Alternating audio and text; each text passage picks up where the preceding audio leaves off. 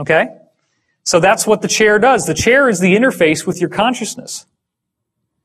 So when you understand that your consciousness is interfacing through the chair, that helps you get to a point in yourself where you can see that the chair is a psychic amplifier. That's what it does. The chair's function is that it takes your natural, innate psychic function and makes it vastly more powerful. People may not know what the Philadelphia experiment is. Oh, the Philadelphia experiment was the result of the testing of high-energy arc welding on the creation of very large battleships by the U.S. Navy in World War II, surrounding Norfolk Naval Air Force Base, which I used to be right near in Virginia Beach.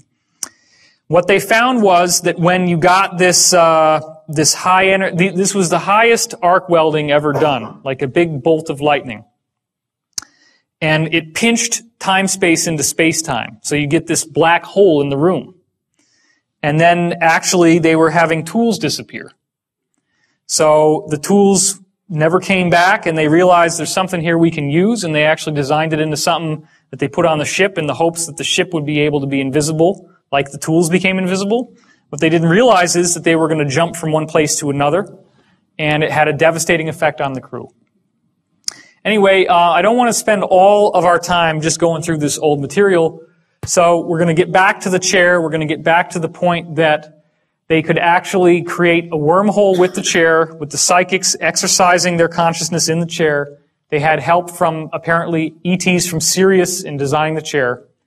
And the chair allowed them to send people through time. There were multiple wavelengths that the chair cranked out on graph paper. Okay? Some of those wavelengths were corresponding to a natural 20-year harmonic in the Earth's vibration.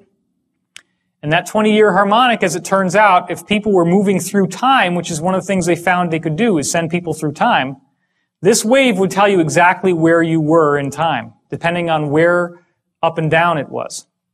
So what they found that was so bizarre was that at December 21st, 2012, they could calculate it down to the day, that's how precise this was, that for some reason all the graphs, all the waves would go into a complete flat line. They no longer moved up and down like before. They went flat for like 7 or 8 seconds. So then they're asking the guys that went through these stargates and were traveling into the future, what happened to you? Every single time that somebody tried to hit 2012, they said the same thing. There was this thing they called the bump. It actually hits you like a bump. You actually feel like you've slammed into something. And as soon as it slams into you, you have the most incredible religious experience you can imagine. Cosmic consciousness. Your consciousness just blasts into this wonderful place where you have awareness of no space, no time. All knowledge is available to you. Ecstatic God consciousness. You could be the galaxy. You could be a subatomic particle. You can go everywhere, do everything, and there is no sense of it ever ending. So when it finally stops, you just can't even believe that you're back to who you were before. Like what happened to Jodie Foster? Exactly what happens to Jodie Foster in Contact. So, Is that the moment of no time then? That's the zero time, yeah. And Daniel doesn't agree with me on this, but I believe that 2012 is our zero time reference.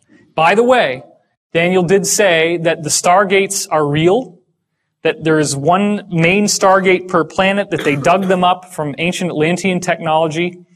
They actually buried it under the ice in Antarctica because they were concerned that something would come through that could damage human life. So that is real. Stargate SG-1, all those television shows of which there's 10 seasons, the first and second year of Stargate SG-1 are remarkably loaded with real stuff. And there's even an episode of Stargate called Wormhole Extreme, and you remember that one? Where they're making a fake television show about a real Stargate program. It's like this inside tongue-in-cheek joke. And everybody watching the show kind of knows, okay, they're telling us something here. There's something real behind all this stuff. Well, it's true. Why do they do that? Okay, that's a very good point. The reason why they do that is that you hide the truth out in the open. So that if I go into this lecture and I'm telling you all this stuff, you can just say, oh, well, he's just into Stargate. You know, he's just watching television shows. But in fact, this was really cool. One time, I was sitting down with Daniel one day, And we're talking about the looking glass.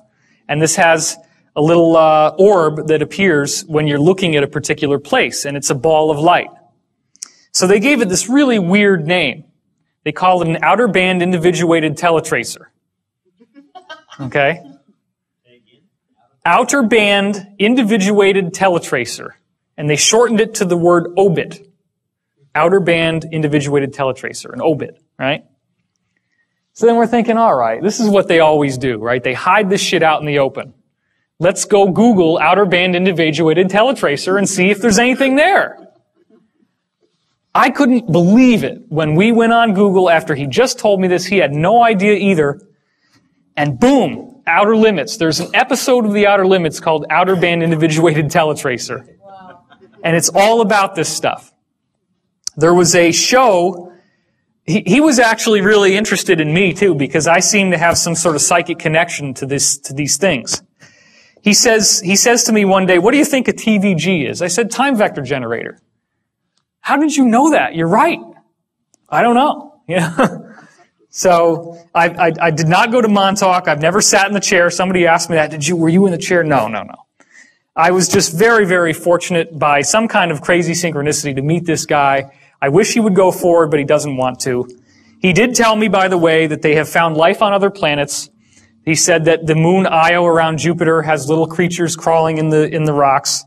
He said that Mars once had a civilization, that they've actually had astronauts on Mars, that they have a photograph that he saw of these astronauts waving with a big pyramid next to them.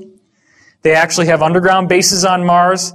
There's a technology we've learned about from other witnesses now called a jump room, where you walk into the room, it's like an elevator, the doors close, you suddenly feel really sick to your stomach, the doors open, and boom, you're on Mars. Just like that. No time has elapsed. So these technologies already exist. And I would certainly like to have one. It would be a lot easier than taking an airplane flight. You can get over the stomach thing, I guess. So, again, all gate travel is much better than using a ship. It's a much preferable method than traveling by a spaceship because you go a lot faster and you go a lot farther. And you can reverse engineer it by taking the seat out of the ship, which is what they're doing here. So, have these seats ever showed up in film so that they can hide it out in the open? Well, check this out. There's your seat. Now, this one doesn't actually have any consciousness interface, but some of the other ones do. Total Recall. Jump rooms to Mars, civilization on Mars, underground city, pyramid at the end. And once again, you have a chair that has a strong effect on your consciousness. In Stargate SG-1, they have the chair of the ancients, and O'Neill sits in it, and it activates and amplifies his consciousness, which allows him to defeat the evil fleet of the Goa'uld by shooting balls of light at them. Minority Report. Here you have people sitting in chairs, floating in water, and they are psychic, and it is amplifying their psychic ability, which Tom Cruise is then able to manipulate on a screen. One of the things that Daniel told me is that out of all the waves that this chair cranks out from the ships, that it also includes visual images from your pineal gland. And they can space them out and look at them just like in the movie. So this may have been designed to set the precedent so that someday they could actually create a department of pre-crime. Now, what also is very interesting is that the witness testimony we have of people going through these wormholes shows us that it looks like little light bulbs lined along the sides as you go inside. So that right there is not an accident. We've already got pre-crime in Britain. Really? Jim Mars has been talking about it. Oh, how about that? Jim Mars has been talking about pre-crime in Britain, he said. Okay, X-Men is another one. You remember Cerebro? Where he wheels up to this thing. This is actually the antenna at Montauk, except that it's a octahedron, 2 Egyptian pyramids base to base. But the same basic idea. There's a chair in there. You put this little helmet on. This is where you sit. And then it amplifies your psychic ability. That's what allows him to be able to find the missing mutants when they go missing. It's what allows them. Remember that one scene in X-Men where one of the whole movies actually, the plot is that there's an evil force that's going to harness his consciousness to get him to run the chair and basically kill everybody who's a mutant on the planet.